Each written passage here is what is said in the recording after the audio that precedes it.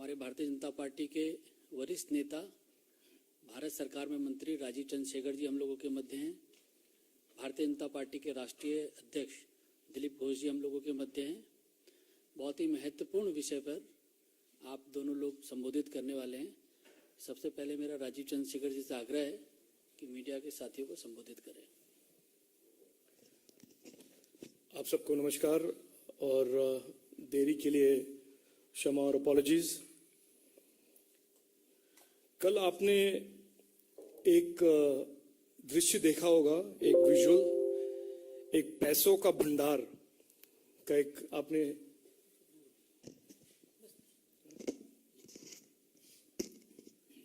ठीक एक विजुअल और एक इमेज आपने देखा होगा कि एक पैसों का भंडार एक वेस्ट बंगाल के मंत्री के करीबी दोस्त के घर से 21 करोड़ का कैश और गोल्ड का ईडी के रेड के द्वारा एक्सपोज होना और उसका रियलिटी देश के सिटीजन्स के सामने रखना। और इस व्यक्ति के बारे में वहां के मुख्यमंत्री ममता जी ने काफी कुछ पहले से प्रशंसा किया हुआ था कि आप अच्छे काम कर रहे हैं, गुड जॉब। और कल तक ये पता नहीं था कि ये एक अच्छा काम क्या था, लेकिन आज ये तो स्पष्ट हो गया है कि वो अच्छा काम क्या कर रहे थे। 21 करोड़ का भंडार मैनेज करना, मैं मानता हूं ममता जी के लिए एक प्रशंसा वाली बात थी और उन्होंने उनको कॉम्प्लीमेंट किया था। इस देश में लोग बहुत मेहनत करते हैं, मेहनत के बाद उनका एक कमाई होता है। अगर आप बिजनेस में भी हो, मेहनत से प्रॉफिट्स, बिजनेस में कमाई होता है। और हमको देखने को मिल रहा है कि 21 करोड़ के कैश एक घर से निकलना,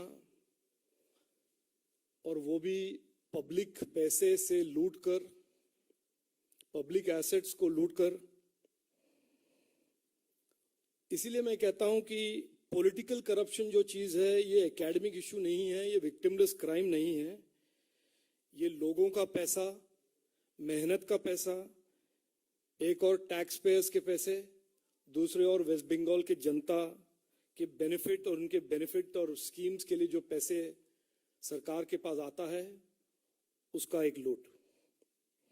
आप ये भी जानते हैं कि पिछले 2-3 हफ्ते या महीने कहिए, ममता जी एक तरह से एक फोरफ्रंट में रही हैं।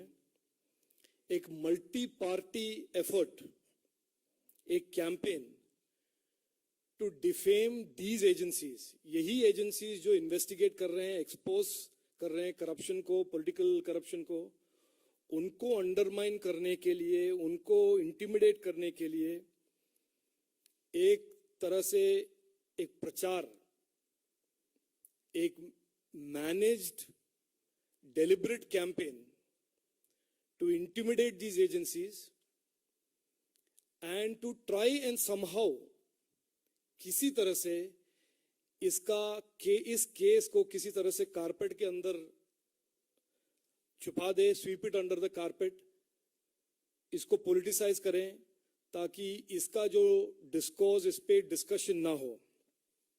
आप तो जानते ही हैं, इसी तरह झारखंड में पंजाब के एक्स मुख्यमंत्री के करीब लोग, उनसे पैसा, महाराष्ट्र में एक मंत्री जिन्होंने हजारों करोड़ का पब्लिक प्रॉपर्टीज, बेनामी प्रॉपर्टीज उन्होंने इकट्ठे किए हैं, केरल के मुख्यमंत्री जो गोल्ड स्मगलिंग में फंसे हुए हैं, और कांग्रेस के डायनेस्टी जो अचानक मिराकुलसली लैंड ओनर बन गए हैं थ्रू अ मिस्टीरियस फेट, और कर्नाटक के कांग्रेस के लीडर डीके शिवकुमार पे जब इनकम टैक्स के छापा और इन्वेस्टिगेशन हुआ था, इन सब में एक कॉमन थ्रेड यह है कि सब निकलते हैं जुलूस के साथ इन्वेस्टिगेटिव एजेंसीज के ऑफिसर्स और इन्वेस्टिगेशन एजेंसीज के ड्यूटीज को अंडरमाइन करने के लिए। सरकार ने इन एजेंसियों को इंडिपेंडेंट बनाया है उनको ड्यूटी फियरलेसली करने के लिए उनको इंडिपेंडेंट और स्ट्रेंथन किया है। और ये जो चोर मचा रहे हैं शोर, इसका आज कल के इस विजुअल के साथ एक बड़ा एक पैटर्न, एक लॉजिक, एक एक्सप्लेनेशन निकलता है कि ये चोर क्यों मचा रहे हैं शोर। क्योंकि उनकी चोरी का जो एविडेंस है वो लोगों तक ना पहुंचे, उसको किसी तरह ऑब्फ्यूस्केट करें, उसको किसी तरह कंफ्यूज करें, उनका यही मकसद है। और ईडी के जो और ईडी और इन्वेस्टिगेटिव एजेंसीज के जो अफसर हैं उनको इंटिमिडेट करें, उनको अंडरमाइन करें। आपने हाल ही में 2 दिन पहले यहाँ पर दिल्ली में भी देखा कि यही एजेंसी जो कुछ पूछताछ करने वाले थे, तो देश भर में एक तरह से एक माहौल बनाया गया कि एजेंसीज को इंटिमिडेट करें और उनके इन्वेस्टिगेशंस को अंडरमाइन करें। बहुत कुछ मुझे मेरे पास, मैंने आज सुबह थोड़ा रिसर्च किया था कि ईडी ने आज तक क्या क्या किया है। मैं ईडी के बिहाफ में नहीं कह रहा हूं, लेकिन just for your information, 1,05,675 crores of illegal assets has been brought back into the mainstream to be used for the people of India by ED, by investigation such as this. और इस कार्य में और इस एफर्ट में, political corruption के इस fight में बाधा डालना और इंटिमिडेट और अंडरमाइन करना एक तरह से एक पैटर्न बन गया है। और इसके बारे में चर्चा करने के लिए मैं आज आपके सामने हूं। और मैं अभी दिलीप घोष जी को माइक देता हूं कि वो भी कुछ कहें।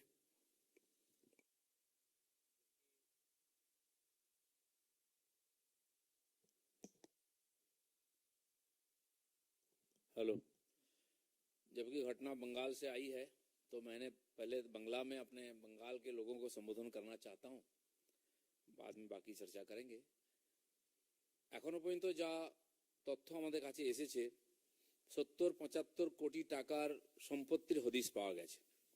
এরপরেও সোনা ইত্যাদি আছে, তার দাম কত হবে আমি জানি না। একজন জেলা প্রেসিডেন্ট টিএমসির অনুব্রত মণ্ডল, সবচেয়ে দবং নেতা, তার দেহরক্ষীর কাছ থেকে 150 কোটি টাকার প্রপার্টি পাওয়া গেছে। সেই হিসাবে একজন মন্ত্রিত্ব বেশি হওয়া উচিত, না হলে তার সম্মান থাকে না।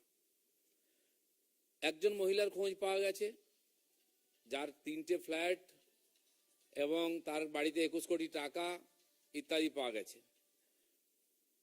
এবং আরো একজন মহিলার খোঁজ পাওয়া গেছে যার সঙ্গে সম্পর্ক, মোনালিসা তার নাম, তিনি একটি ইউনিভার্সিটিতে পড়ান, শান্তিনিকেতনে থাকেন, তার নামে 10টা ফ্ল্যাট আছে। তার বাংলাদেশের কানেকশন আছে তার প্রোফাইল থেকে, এবং বাংলাদেশে যাওয়া আসার অনেক তথ্য, বিভিন্ন নেতার সঙ্গে ছবি, এবং তার ব্যাগ আছে, বঙ্গবন্ধুর ছবি ইত্যাদি তথ্য আছে। এই ধরনের একটা ভয়ঙ্কর পরিস্থিতি। পরশুদিন লক্ষ লোকের সমাবেশ থেকে মুখ্যমন্ত্রী প্রথম নৈতিকতার কথা বলছিলেন যে আমাদের ধনবান নয় হৃদয়বান হতে হবে, তার পার্টির লোকেদের জন্য বলছিলেন। আগে দেশ, পার্টির চেয়ে দেশ বড়। এবং আমি বলেছিলাম আমার এমপিরা রিক্সা করে চড়ে যাবে, কিন্তু স্করপিও কালচার চলছে। সমস্ত ছোটখাটো নেতার কাছেও স্করপিও আছে। 4 কোটি টাকার গাড়ি চড়ে ওদের কাউন্সিলর। একদিন পরে দেখা গেল একজন মন্ত্রীর এত সম্পত্তি। তারপরে বলা হচ্ছে প্রতিহিংসা।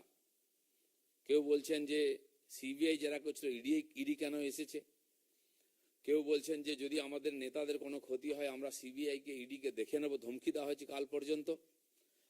আর এখনো মহামন্ত্রী পার্টির এবং মন্ত্রী যখন অ্যারেস্ট হয়েছেন, আমি জানি না কি বলবেন, তারা বলছেন ওই মহিলার সঙ্গে পার্টির কোনো সম্পর্ক নাই, ওই টাকার সঙ্গে পার্টির কোনো সম্পর্ক নাই, কাল হয়তো বলবেন পার্থবাবুর সঙ্গে পার্টির কোনো সম্পর্ক নাই। হাজার হাজার যুবক যুবতী পশ্চিমবাংলা যাদের ভবিষ্যৎকে অন্ধকার করে দিয়ে, বাংলাকে দুর্নীতির পাঁকে ডুবিয়ে দিয়ে যারা রাজনীতি করছিলেন এবং চোখ দেখাচ্ছিলেন আমাদেরকে, এই সমস্ত তথ্য তাদের কাছ থেকে এসেছে। আমি জানি না পার্টি কি বলবে। পশ্চিমবাংলার মানুষ হতাশায় ভুগছিলেন, হীনমন্যতায় ভুগছিলেন। যে বাঙালি একদিন মাথা উঁচু করে ভারতকে নেতৃত্ব দিয়েছে, সেই বাঙালিকে আজকে চোর বলা হচ্ছে। পশ্চিমবাংলার পুরো সমাজ দুর্নীতিতে ছেয়ে গেছে, হাজার হাজার কোটি টাকার দুর্নীতি। মন্ত্রী, নেতা, এমএলএ, এমপি সবাই দুর্নীতিতে সিবিআইয়ের তদন্তের হাতে আছেন। এই অবস্থা থেকে মানুষ মুক্তি চাইছে। আমি আশা করব এই যে তদন্ত শুরু হয়েছে একটা শেষ পর্যন্ত যাবে। টিএমসির সমস্ত নেতারা যারা শত শত কোটি টাকা কামিয়েছেন, বেশিরভাগ নেতা মন্ত্রী এই দুর্নীতির সঙ্গে যুক্ত। যথাসময়ে সে তথ্য আসবে। এটা হিমশৈলের চূড়া মাত্র এসেছে। সেই জন্য আমরা আশা করব দোষীরা সাজা পাবে এবং এই দুর্নীতি দূর হবে। धन्यवाद दिलीप दा। इससे पहले कि आप लोगों के कुछ सवाल हम लोग लें, मेरा राजीव जी से आग्रह है कि एक बार अंग्रेजी में बोल देंगे तो ठीक है। इंग्लिश मीडिया के लिए भी मान ले। Yesterday, the country at large and the people of West Bengal in particular saw this shameful sight of a mountain of cash being unearthed during a raid by the Enforcement Directorate on a close colleague of a West Bengal minister. This lays in front of the people of India and indeed the people of West Bengal the spotlight on political corruption in West Bengal in specific, and also leads to the question, or indeed answers the question, about Mamata Banerjee's leadership of abusing the ED, leading an attack of disinformation against the investigative agencies, and giving a political color to the investigation and prosecution of political corruption, not just by the West Bengal government, but by governments in Jharkhand, the former associate of the Chief Minister of Punjab, a government in the government of MVA government of Maharashtra, who had amassed thousands of crores of Benami properties, a Chief Minister of Kerala who is accused of gold smuggling. All of them have one common thread, that instead of answering the charges, and indeed, I forgot the most important, the Congress dynasty's miraculous wealth creation efforts, all of them have a common thread in terms of responding to the investigation, which is to create mobs, to intimidate the officers who are doing their duty of these agencies that are mandated to pursue corruption cases without fear and favor. This intimidation of the ED and this intimidation of these CBI and other investigative agencies is particular to cases where political leaders are involved. The Enforcement Directorate, as I researched it this morning, has addressed scores of cases in this country, ranging from terrorism, from money laundering, from corporates, where over 1.5 lakh crores of rupees have been recovered to be used for the benefit of the people of India. But only when the case becomes a case which is close to these political parties or these political leaders do we see this mob, this intimidation against these agencies and these officials.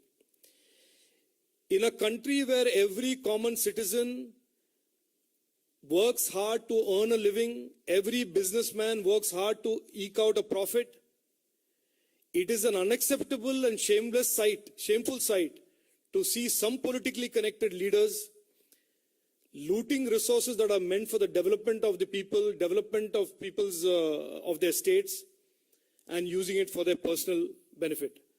I will leave it at that. Thank you.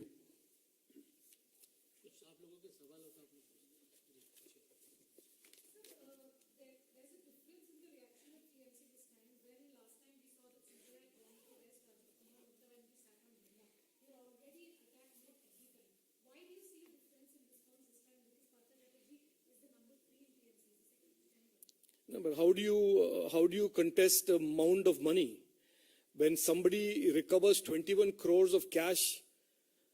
I mean, there is a limit to the obfuscation. There is a limit to creating smoke screens and diverting the attention of the people. And at some point, truth has a habit of piercing the veil of every smoke screen and every political drama. And in this particular case, as Dilip Das said, as well in Bengali, 21 crores of cash in a mountain recovered from the home of a person by the hard work of an investigative agency, frankly, poses questions that are questions fundamental to the propriety of that government and the corruption that has led to that 21 crores. So I think the time for dharna and the time for drama is over. The time to answer real questions is here. Where did that money come from? And who was responsible for that money being diverted in that manner, in that fashion?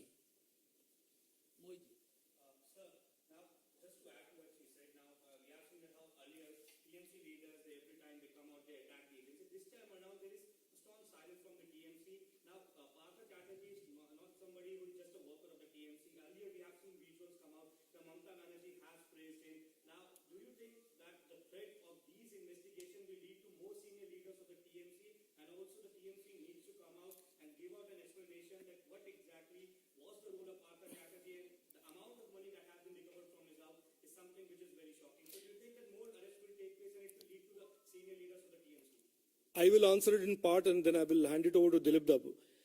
The main reason for this press conference is to expose the hypocrisy of these leaders who day in and day out do their very best to intimidate law enforcement agencies who are doing their job, officers who are doing their job, and most importantly, to derail the process of investigation and prosecution of criminal activities.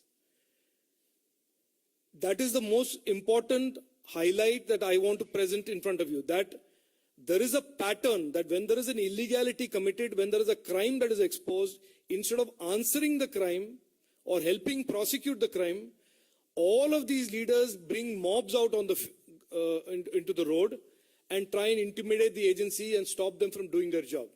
On the particular question about the minister, I will defer to Dilip Da.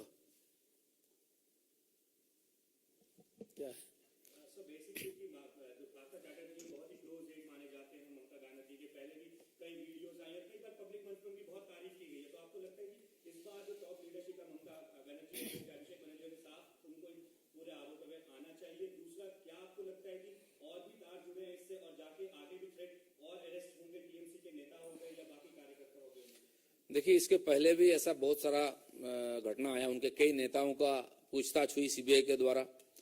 अभी 2 सप्ताह पहले उनके एक जिला president बहुत दबंग है, जो police को बम मारो बोलते हैं, उनके एक अंगरक्षक पुलिस का कांस्टेबल, उनके पास 150 करोड़ का प्रॉपर्टी मिली है। अभी पार्थो बाबू आजकल ये इतना तो उनके पास बुद्धि है कि पैसा अपने पास नहीं रखना चाहिए, और किसके पास, वो ईडी को पता चला, उनके वहीं से ही तथ्य मिला है। उस आधार पर जो जांच हुई, जो छापामारी हुई, उसे 21 करोड़ रुपया और सोना आदि अभी तक लगभग 70-75 करोड़ का प्रॉपर्टी का मिला है एविडेंस। जो महिला, अब पार्टी तुरंत बोल दिया ये महिला भी पार्टी से इनके कोई मतलब नहीं है, और वो रुपया जो मिला है वो भी पार्टी का नहीं है। खाली इतना नहीं बोला कि पार्थो बाबू का पार्टी से कोई मतलब नहीं है, क्योंकि वो महामंत्री भी है, पार्टी का मंत्री भी है। तो ये जो जबरदस्ती आंख दिखाते हैं कि सीबीआई को देख लेंगे, ईडी को देख लेंगे, कल तक भी ये धमकी दिया गया है। आज कुछ नेता बोलते हैं मुझे पूरी जानकारी नहीं है, मैं बाद में बताऊं, थोड़ी सी ढीली पड़ी है तेवर। लेकिन ये जो उनके एक एक नेता का बिल्डिंग देखेंगे, अभी जो बम ब्लास्ट हुआ था बीरभूम में 10 लोग मारे गए थे, उनके साथ जुड़े हुए 3-4 नेता का नाम आया था। सबका 4-4 मंजिल का बिल्डिंग है करोड़ों का। और कौन थे? कोई मुर्गी काटता था पहले, कोई लेबर था इसमें कोलियारी में, ऐसे लोग हैं वो आज सैकड़ों करोड़ का मालिक हो गए हैं। ये सब देखते हैं। पार्थो बाबू का एक लॉकडाउन में 45 करोड़ का एक कॉलेज बनाया ईस्ट मिदनापुर में। अभी मेरे पास फोन आया, डायमंड हार्बर में एक स्कूल जहां काफी अफरा तफरी मच गया, इसके बाद कोई प्राइवेट स्कूल, बड़ा स्कूल, ऐसे कितना प्रॉपर्टी किसके पास है पब्लिक जानती है। लेकिन जो बोलता था उसको जेल में भर दिया जाता था। हम बोलते थे हमारे नाम पर हर कोर्ट में केस है वेस्ट बंगाल में, हमारे 42,000 केस चल रहा है लाखों कार्यकर्ताओं पर इसका खिलाफ बोलने के लिए। आज भी बचने का प्रयास हो रहा है, हाथ काट दो शरीर बच जाए, चेहरा बचाने का प्रयास हो रहा है, लेकिन आज जो काल हो वो चेहरा तक हाथ पहुंचेगा।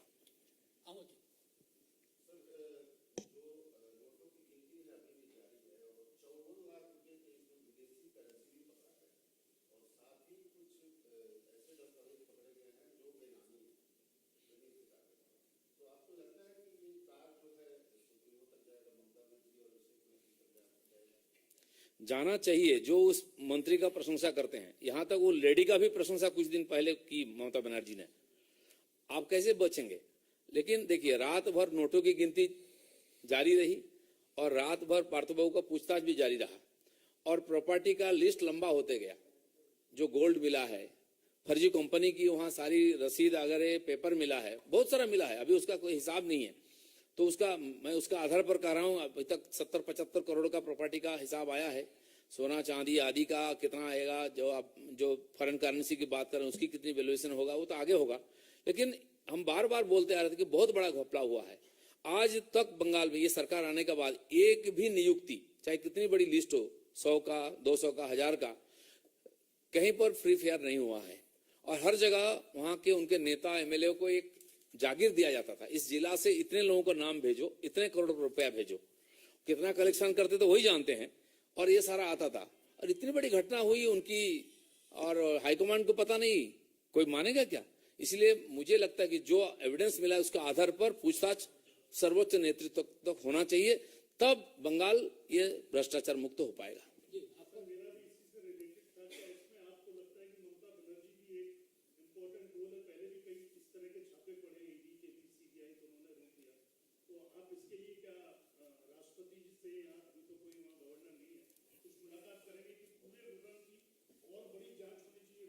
देखिए, अभी प्रोसेस जारी है, बहुत सारा छापामारी हो रही है, आगे भी होगा। जो वहां से एविडेंस मिल रहा है उसके आधार पर बहुत लोगों का नाम आएगा, बहुत नेताओं का, और आगे बढ़ेगा।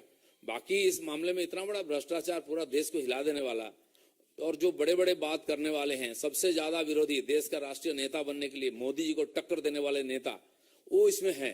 तो पार्टी आगे सोचेगा। ये केवल पार्टी की बात नहीं, पूरा राष्ट्र की बात है। पूरा बंगाल के लोग हीन भावना से ग्रसित हो गए थे। जो बंगाल ने विद्यासागर तक विवेकानंद जैसे महान पुरुषों को दिया है दुनिया के लिए, उस बंगाल के लोग आज इस महसूस करते हैं कि पूरा बंगाली समाज को लोग चोर मानता है। इससे कम से कम बंगाल को मुक्ति मिलनी चाहिए। इसका I just want to add one thing. इसमें ये तो है, पॉलिटिक्स तो है। इसमें there is one basic undeniable fact that there is corruption in West Bengal. 21 crores from one person cash. ये डिबेट तो हम बंद कर लें कि वहां पे करप्शन है कि नहीं है। करप्शन है। Head of government is Mamata Banerjee and she is responsible for the good and the bad. Malfeasance in the government, she is responsible. तो इसमें हमें कुछ ज्यादा उसको लंबा खींचने की जरूरत नहीं है।